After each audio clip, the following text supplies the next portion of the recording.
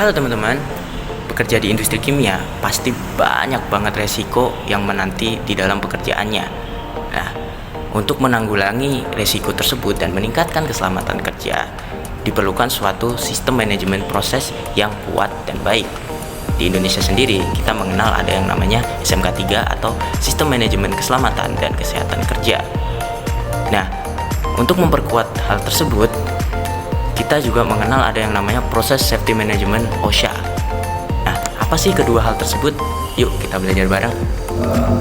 Sebelum kita bahas terkaitan antara proses safety management OSHA dan SMK 3, kita harus tahu dulu nih makna atau definisi dari setiap proses safety management dari OSHA dan SMK 3. OSHA sendiri adalah kerangka peraturan spesifik 29 CFR 190119 yang berfokus pada pencegahan pelepasan bahan kimia berbahaya dalam jumlah besar yang dapat menyebabkan bencana kecelakaan katastrofik di fasilitas industri. Sedangkan SMK 3 merupakan peraturan yang bertaut nomor 50 tahun 2012 dengan manajemen yang lebih luas dan komprehensif yang mencakup seluruh aspek keselamatan dan kesehatan kerja K3 di tempat kerja, termasuk pencegahan kecelakaan kerja dan penyakit akibat kerja secara umum. Definisi di atas kita jadi tahu hubungan dan juga pentingnya kedua hal tersebut, baik SMK 3 maupun PSM OSHA. Karena dalam merancang suatu sistem manajemen keselamatan kerja, kita juga perlu tahu peraturan spesifik untuk mencegah kecelakaan katastrofik akibat pelepasan bahan kimia, apalagi kita bekerja di industri kimia. Nah, seperti apa kesinambungan antara dua hal tersebut dan juga pengintegrasiannya? Nah, sini kita jelas. PSM dan SMK 3 ini sebenarnya tidak berdiri sendiri, melainkan saling melengkapi. PSM yang dikembangkan oleh OSHA fokus pada keselamatan proses, terutama proses yang melibatkan bahan berbahaya dalam jumlah besar. Sedangkan SMK 3 yang diatur dalam PP nomor 50 tahun 2012 memiliki cakupan yang lebih luas, meliputi keselamatan, kesehatan kerja, dan budaya keselamatan di seluruh organisasi.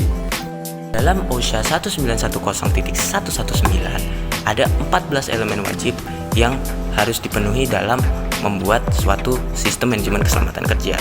Nah, 14 elemen wajib dari PSM OSHA ini akan diintegrasikan ke dalam 5 prinsip dari SMK 3.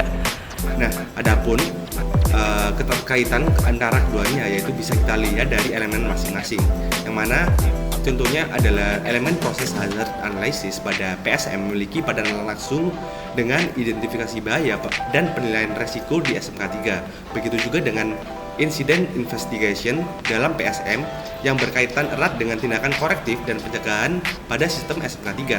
Artinya, PSM memperkuat aspek teknis dan rekayasa keselamatan proses, sementara itu SMK 3 memperkuat manajemen dan budaya keselamatan secara menyeluruh. Nah, dengan integrasi kedua sistem ini, perusahaan dapat memastikan bahwa keselamatan tidak hanya diterapkan pada level prosedur, tapi juga menjadi bagian dari budaya kerja sehari-hari. Selain itu, sistem SMK 3 yang ada di Indonesia biasanya juga menerapkan standar-standar internasional terkait pengendalian bahaya dan juga pencegahan risiko. Contohnya ISO 45001 yang lebih berfokus pada pencegahan secara proaktif, yaitu pengendalian risiko dan juga peluang terjadinya bahaya, dan juga OSHA 18001 yang merupakan fokusnya adalah pencegahan secara reaktif, yaitu pencegahan pengendalian bahaya. Nah, pengintegrasian dari PSM OSHA dan juga standar-standar internasional ini diharapkan dapat menciptakan suatu sistem manajemen keselamatan kerja yang baik, sehingga resiko dari suatu pekerjaan khususnya di industri kimia dapat dikurangi. Nah teman-teman, dari penjelasan sebelumnya kalian sudah mulai paham ya bagaimana kesinambungan antara proses safety management berstandarkan OSHA dengan sistem manajemen K3 yang diterapkan di Indonesia. Intinya, PSM bisa dianggap sebagai bagian spesifik dari SMK 3, di mana di dalamnya terfokus pada pengendalian resiko proses yang melibatkan bahan berbahaya. Sedangkan untuk SMK sendiri mencakup seluruhan sistem manajemen keselamatan dan kesehatan kerja di dalam sebuah perusahaan.